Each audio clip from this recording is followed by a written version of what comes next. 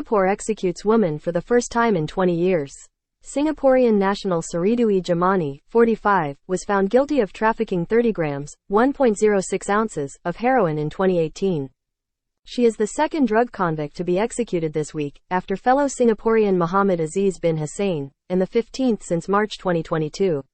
Singapore has some of the world's toughest anti-drug laws, which it says are necessary to protect society.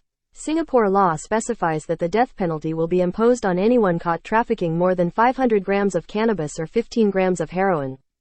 Singapore's Central Narcotics Bureau, CNB, said in a statement that Sridewi, who was sentenced to death on 6 July in 2018, was accorded full due process under the law.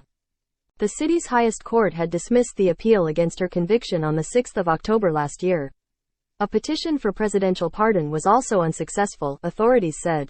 Her execution comes just 2 days after Aziz was hanged on Wednesday, following his conviction of trafficking 50 grams of heroin in 2017.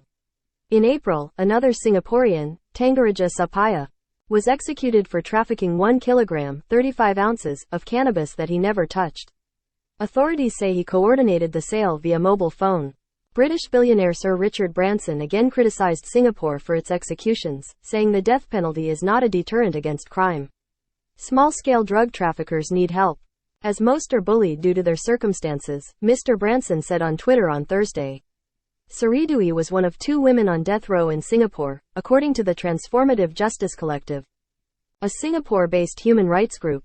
She was the first woman executed by the city-state since hairdresser Yen Mei Won in 2004, the group said. Yen was also convicted of drug trafficking. Local media reported that Sridewi testified during her trial that she was stocking up on heroin for personal use during the Islamic fasting month. While she did not deny selling drugs such as heroin and methamphetamine from her flat, she downplayed the scale of those activities, noted Judge Si Keun. Authorities argue that strict drug laws help keep Singapore as one of the safest places in the world and that capital punishment for drug offenses enjoys wide public support. But anti-death penalty advocates contest this. There is no evidence that the death penalty has a unique deterrent effect or that it has any impact on the use and availability of drugs, said Amnesty International's Chiara Sangiorgio in a statement. The only message that these executions send is that the government of Singapore is willing to once again defy international safeguards on the use of the death penalty, she said. Amnesty International noted that alongside China, Iran and Saudi Arabia, Singapore is one of only 4 countries to have recently carried out drug-related executions.